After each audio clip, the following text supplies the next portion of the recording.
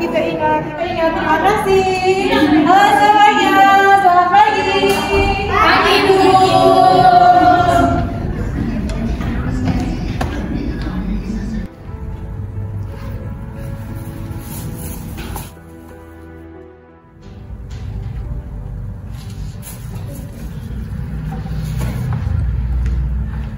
Assalamualaikum warahmatullahi wabarakatuh. Waalaikumsalam warahmatullahi wabarakatuh. Selamat pagi semuanya. Pagi. Bagaimana kabarnya pagi ini? Baik. Alhamdulillah. Oke, sebelum memulai pembelajaran, alangkah baiknya kita berdoa terlebih dahulu ya. Kepada ketua kelas Mas Zidal kami persilahkan untuk memimpin doa. Baik, untuk memulai pembelajaran hari ini, berdoa mulai. Bismillahirrahmanirrahim. Raditu billahi rabban wa bil islami dinan wa bi Muhammadin nabiyyan wa rasulah. Rabbi zidni ilma warzuqni fahma. Amin ya rabbal alamin. Oke, terima kasih kepada Mas Zidal telah memimpin doa. Nah, juga sebelum KBM berlangsung, Ibu ingin kalian mengecek di sekeliling kalian itu ada sampah apa tidak. Jika ada sampah, bisa dipungut dulu, dibuang ke tempat sampah. Silakan Ibu beri waktu 2 menit untuk cross check. Ada Bu. Oke, baiklah, kita tolong dibuang dulu ke tempat sampah ya. Oke, silakan Mbak Eka dibuang terlebih dahulu sampahnya. Nah, tadi berangkat dari rumah dari jam berapa? Jam 5. Naik apa aja? Naik taksi. Ada yang jalan kaki? Ada. Sehat itu daripada naik motor. Tapi kalau yang jauh naik apa? Angkot. Angkot. Ada angkot sekarang? Ada. Oke. Baik, Ibu akan mengabsen kalian terlebih dahulu ya, biar Ibu tahu siapa yang tidak hadir pada hari ini. Oke? Nanti namanya yang Ibu panggil bisa menyebutkan satu karakter yang mewakili kalian. Paham? Paham. Oke. Alfi Rahmatul Aziza. Tangguh Bu. Oke, baik. Selanjutnya Arafiko Khairunisa. Manis Bu. Sip. Selanjutnya Elka Melviana. Sabar Bu. Mantap. Terus Elvi Setiani. Pendek Bu. Baik. Selanjutnya Halimatus Sa'diyah. Cantik Bu. Masya Allah. Selanjutnya Khairul Inayah. Semangat Bu. Luar biasa. Terus Nur Olayatunida. Happy Bu. Oke. Selanjutnya Rizal Rizky. Ambis Bu. Baik, keren sekali. Selanjutnya Siti Masrurah. Solehah Bu. Masya Allah. Selanjutnya Mbak Siti Melanur Afifah. Optimis Bu. Sip, keren. Selanjutnya Zidal Huda. Jago Bu. Wah, keren Mas. Selanjutnya Zumratus Solihah. Ceria Bu. Oke. Zaki Ardian. Nggak masuk. Kenapa? Sakit. Oh, udah sakit berapa hari? 5 hari. Udah dijenguk belum? Belum. Oke, nanti habis pembelajaran bisa dijenguk ya bersama-sama. Semua sudah diabsen? Sudah. Oke, untuk selanjutnya Ibu punya ice breaking nih, biar nanti anak-anakku ini fokus dalam mengikuti pembelajaran pada pagi hari ini. Jadi ice breakingnya, ketika Ibu nanti bilang pagi, itu tepuk 1 kali, terus siang itu 2 kali, sore 3 kali, dan malam tepuk enggak? Ya, kalau malam enggak tepuk karena tidur, jadi diganti wush, gitu ya. Coba semuanya berdiri. Pagi, siang, sore, malam, pagi, sore, siang, malam. Dengan teman-teman. Makasih selamat kembali. Oke, sepertinya sudah fokus semuanya dan sudah siap ya mengikuti pembelajaran pada pagi hari ini. Jadi, kita pada pagi hari ini akan belajar masih dengan rangkaian rukun Islam, yaitu mengenai sholat. Adapun tujuan pembelajaran pada pagi hari ini, yang pertama itu siswa dituntut untuk memahami pengertian sholat, rukunnya sholat, syarat sholat, dan hal-hal yang dapat membatalkan sholat. Yang kedua, siswa dapat menerapkan tata cara sholat yang benar dan sesuai dengan syariat Islam. Yang ketiga, siswa dapat menguasai bacaan-bacaan dalam sholat dengan tartil dan benar. Selanjutnya, siswa dapat menumbuhkan kesadaran akan pentingnya sholat sebagai ibadah wajib dan tiang agama. Selanjutnya, siswa dituntut untuk membiasakan diri melaksanakan sholat 5 waktu dengan tepat dan khusyuk. Dan siswa menghubungkan nilai-nilai sholat dengan kehidupan sehari-hari. Dengan demikian, diharapkan peserta didik tidak hanya mampu melaksanakan sholat secara fisik, tetapi juga memahami makna dan hikmah di balik setiap gerakan dan bacaan sholat. Oke, baik, pada hari ini kita akan belajar mengenai sholat. Apakah itu sholat?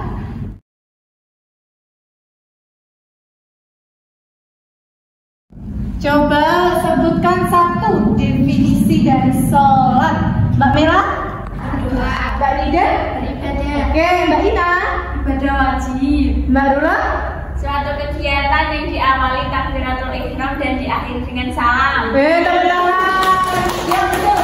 Jadi definisi sholat itu ibadah yang terdiri dari ucapan dan perbuatan tertentu yang dimulai dengan takbiratul ihram dan diakhiri dengan salam, dilakukan sesuai syarat dan rukunnya. Jadi Mbak Rora tadi sudah tepat sekali bisa menyebutkan definisi dari sholat. Tepuk tangan Mbak Rora. Oke, selanjutnya Allah Subhanahu wa Ta'ala telah memerintahkan kita untuk sholat. Maka dalam Quran surat Al-Baqarah telah dijelaskan, Bismillahirrahmanirrahim, wa aqimus shalah wa atuz zakah wa arka'u ma'ar raki'in. Yang berarti, dirikanlah sholat, tunaikanlah zakat, dan duduklah bersama orang-orang yang ruku. Selanjutnya berkaitan dengan syarat wajib dan syarat sahnya sholat. Dalam sholat itu pasti ada syarat wajib dan syarat sahnya sholat agar sholat itu berjalan dengan sesuai ajaran agama. Yang pertama, ada syarat wajib sholat. Sholat itu wajib untuk yang beragama Islam. Kira-kira yang tidak agama Islam itu diwajibkan nggak? Tuh, karena tidak ada kewajiban orang non-muslim itu untuk menjalankan sholat. Selanjutnya ada balik. Balik ini berarti dewasa. Jadi kalau balik itu biasanya ditandai dengan apa? Tahu tidak? Ada yang tahu? Tidak? Ini basah. Oke, baik ya. Laki-laki bisa mimpi basah dan yang perempuan? Selanjutnya berakal. Jadi orang yang menjalankan sholat itu harus berakal, tidak gila, tidak mabuk, dengan kesadaran dirinya. Jadi kalau orang gila itu nggak bisa sholat karena nanti ditakutkan rukun-rukunnya. pun juga tidak akan tertib. Selanjutnya yaitu suci dari haid dan nifas. Ini khusus untuk perempuan yang sedang haid atau nifas. Yang terakhir syarat wajib sholat adalah telah masuk waktunya sholat. Jadi kalau belum masuk waktunya itu tidak boleh sholat karena tidak sesuai dengan syarat wajibnya sholat tadi. Nah, selanjutnya kita akan membahas mengenai syarat sahnya sholat. Syarat sahnya sholat yang pertama ada suci dari hadas kecil dan hadas besar. Nah, bisa memberikan contoh nggak? Suci dari hadas kecil itu seperti apa? Betul. Ya, itu salah satu hadis hadas kecil ini bukan hadis tapi hadas kecil. Kalau hadas besar seperti ya itu nifas. Sip. Selanjutnya pastinya harus suci dari badan, pakaian dan tempat dari najis. Jadi kalau bisa mau sholat itu diusahakan harus memakai pakaian yang bersih. Jangan yang dari pasar atau yang dari mana itu digunakan untuk sholat karena ditakutkan di dalam pakaian itu ada najis. Jadi harus disucikan terlebih dahulu. Yang selanjutnya yaitu menutup aurat. Aurat laki-laki itu dimulai dari pusar hingga lutut. Dan perempuan itu seluruh tubuh kecuali wajah dan tangan. Izin ke toilet. Oke, baik, silakan Mas Rizal. Selanjutnya yaitu menghadap kiblat. Jadi ketika kita sholat itu harus menghadap kiblat. Kiblatnya tahu nggak? Kiblatnya itu berada di mana? Iya, maksudnya di daerah mana? Tahu? Di kota? Kota. Jadi kiblat itu sebagai titik di mana umat muslim menjalankan sholat menghadapnya ke titik tersebut. Itu. Selanjutnya yang terakhir yaitu mengetahui waktu sholat telah tiba. Jadi kalau belum tiba waktunya sholat itu tidak boleh sholat kecuali sholat sunnah. Sholat sunnah pun juga sesuai dengan waktu yang ada.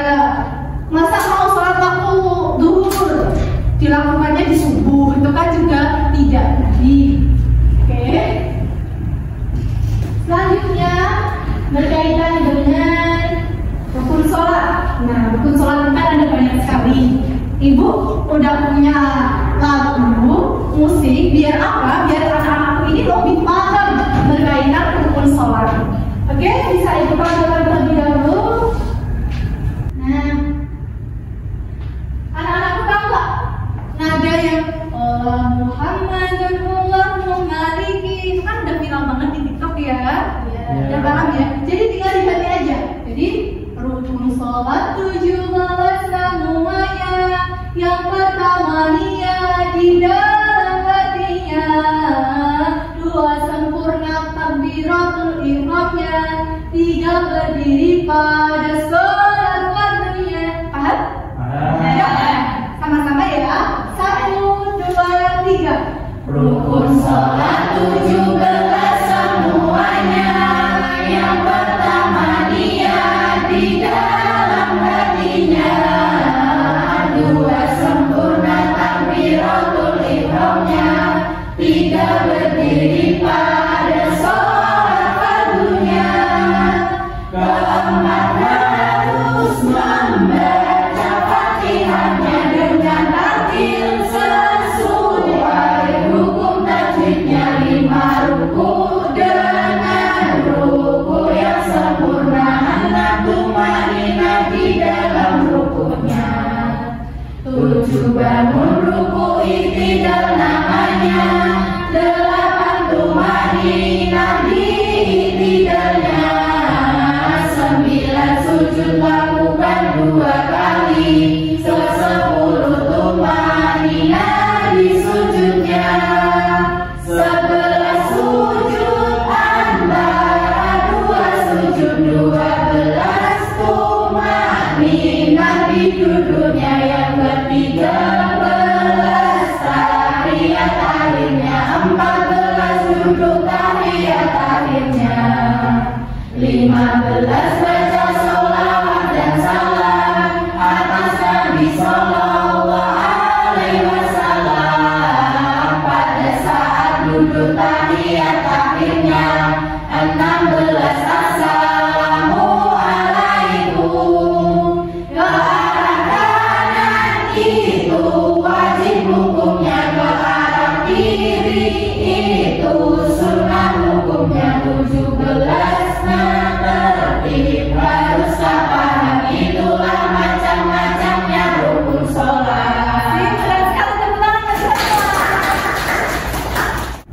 Oke, selanjutnya berkenaan dengan hal-hal yang dapat membatalkan sholat. Jadi dalam struktur ibadah sholat itu ada satu hal yang dapat membatalkan sholat. Yang pertama tadi meninggalkan rukun. Makanya rukun terakhir itu harus kira-kira kalau rukun yang kelima dilakukan rukun yang pertama, boleh enggak? Enggak.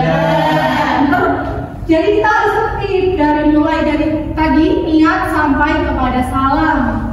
Itu juga harus tertib. Yang kedua, berbicara. Jadi sholat itu nggak boleh berbicara dengan temennya, apalagi yang ketiga itu tertawa. Jadi di sini anak-anak ini kalau sholat pada itu ngerjain temennya apa enggak? Iya bu, itu Vika. Itu nggak boleh ya. Biar apa? Temennya itu biar sholatnya khusyuk, biar sesuai dengan syariat tadi dan sholatnya diterima oleh. Jadi nggak boleh ya bercandain temennya yang lagi sholat. Selanjutnya yaitu bergerak tanpa keperluan. Ini seperti contoh kayak gini, kayak dia tuh menyepelekan sholat. Jadi sholat itu harus sesuai dengan gerakan yang telah diajarkan. Jika ada suatu hal yang dapat keperluan, misal kayak gatel atau apa, itu gak apa-apa dan dibatasi selama 3 kali gerakan. Selanjutnya yaitu makan atau minum. Jadi kalau kita sholat itu nggak boleh makan dan minum ya. Setelah sholat itu baru boleh. Masa kita mau sholat bertemu sama Allah kita punya makan, kan dia nggak sholat. Jadi itu tadi hal-hal yang dapat membatalkan sholat. Oke, selanjutnya kita akan masuk ke sesi diskusi karena tidak ada yang bertanya. Di sini ibu akan membagi menjadi 4 kelompok. Satu kelompoknya terdiri dari 3 orang. Masih berkaitan dengan sholat. Kita di dalam agama Islam itu kan memiliki 4 mazhab imam besar yang sebagai rujukan kita untuk kita menjalankan tata cara sholat tadi. Nah, ibu kepengen anak-anak ini nanti berkumpul kelompok menganalisis berkaitan sholat menurut mazhab dari imam tersebut nanti ibu bagi. Yang mana biar tujuan dari diskusi ini kita mengetahui, oh ternyata satu dan mazhab yang lain itu berbeda. Jadi menghindari dari sikap diskriminasi. Itu ya. Langsung saja ibu bagi kelompoknya, mungkin berhitung saja. Dimulai dari Mas Zidal. 1, 2, 3, 4, 1, 2, 3, 4, 1, 2, 3, 4. Oke, bisa berkumpul sesuai dengan kelompoknya tadi. Nama itu kelompok 1 di sini, kelompok 2, kelompok 3, dan kelompok 4. Silakan.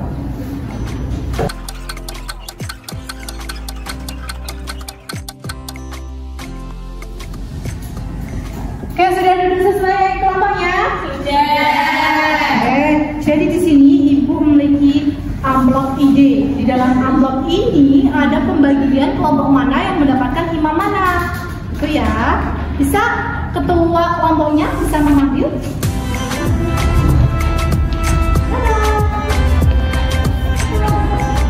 Oke, jadi ibu di sini punya AVS dan kertas berwarna. Jadi nanti anak-anakku menulisnya di kertas berwarna terus ditembakkan ke AVS. Bisa dimengerti? Bisa ya.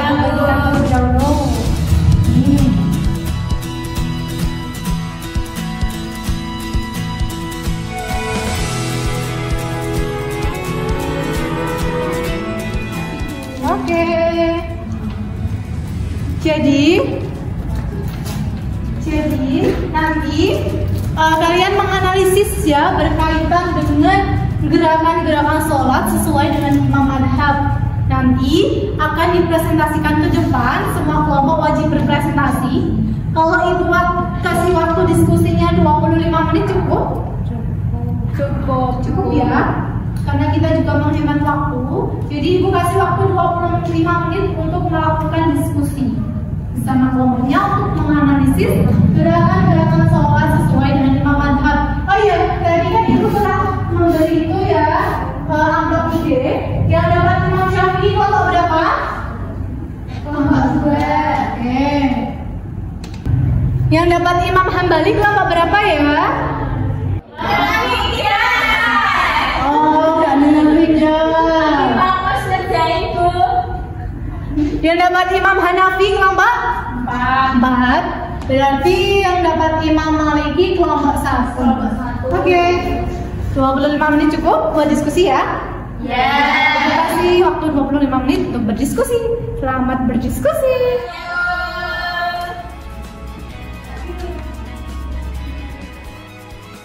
Nanti yang mungkin bingung bisa ditanyakan ke ibu ya? Ya, Bu. Oke.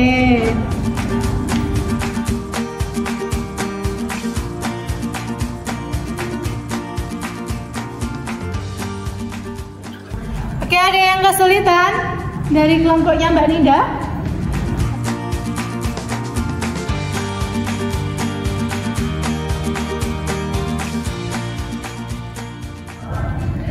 Berhubung waktu 25 menit telah berlalu.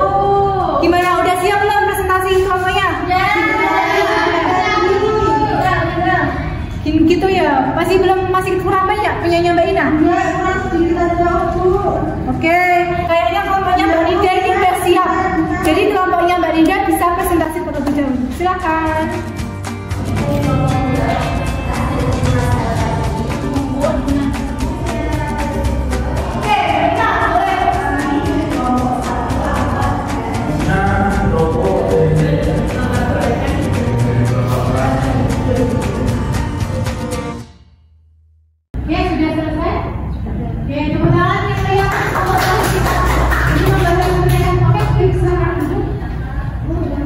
Baik, dari presentasi tadi dapat disimpulkan ya, bahwasanya dalam agama Islam itu banyak sekali madhab-madhab berkaitan dengan gerakan sholat. Tadi ada perbedaannya kan? Ada, anak bisa tahu ya perbedaannya terletak di mana. Jadi di dalam agama Islam itu ada beberapa gerakan sholat yang berbeda. Kenapa sih Bu kok bisa berbeda? Karena itu disesuaikan dengan kondisi daerah itu tersebut. Jika kita menjalankan suatu kewajiban atau suatu ibadah tidak disesuaikan dengan karakteristik daerah, pastikan di situ nanti akan merasa keberatan dalam melaksanakan sholat ataupun melaksanakan peribadatan apapun. Jadi kita harus tahu dan kita harus paham bahwa perbedaan itu bukan akhir dari segalanya, atau perbedaan itu bukan sebagai suatu ejekan. Jadi tidak boleh ya jika nanti anak-anak menemui temannya berbeda gerakan sholatnya atau seperti apa, jangan benar dihujat. Semuanya sudah ada sumbernya tadi, semua sudah jelas. Seperti itu. Bisa dipahami ya? Bisa. Oke. Satu anak bisa mereview materi ibu tadi yang telah dijelaskan ibu tadi di awal. Boleh banget milih aja di subbang mana. Silakan, siapa yang berani coba? Oke, silakan Mbak Nura maju ke depan untuk menjelaskan review yang telah ibu jelaskan tadi. Bu, saya mau menjelaskan tentang syarat wajib sholat. Oke, silakan. Jadi syarat wajib sholat itu yang pertama beragama Islam. Yang wajib melakukan sholat itu hanya orang Islam. Orang yang tidak Islam itu tidak wajib untuk melaksanakan sholat. Yang kedua baliknya seseorang itu kalau perempuan dilihat ketika setelah haid, dan laki-laki itu ketika telah mimpi basah. Yang ketiga berakal. Jadi orang yang sholat itu harusnya mempunyai akal, bukan orang gila atau orang yang sedang mabuk atau orang yang memiliki penyakit yang menghilangkan kesadaran. Yang keempat itu suci dari hadas kecil dan juga hadas besar. Dan yang kelima itu telah masuk waktu sholat. Jadi kalau belum waktunya sholat, kita itu tidak diperbolehkan untuk melaksanakan sholat. Ya, ada undangan buat Pak Rono sudah kembali Oke, Ibu punya apa ini ya untuk Mbak Rono? Ini bisa diminum nanti taruh di saja. Ya, makasih ya Bu. Oke, teman-teman, sekali lagi Mbak Rono. Sepertinya sudah menunjukkan waktu istirahat. Mungkin cukup sekian ya pembelajaran pada pagi hari ini. Dilanjut minggu depan yaitu kita mau praktek sholat dari tadi madhab-madhab yang telah dianalisis. Itu Mungkin cukup sekian dari Ibu. Apabila ada kesalahan mohon dimaafkan. Wassalamualaikum warahmatullahi wabarakatuh.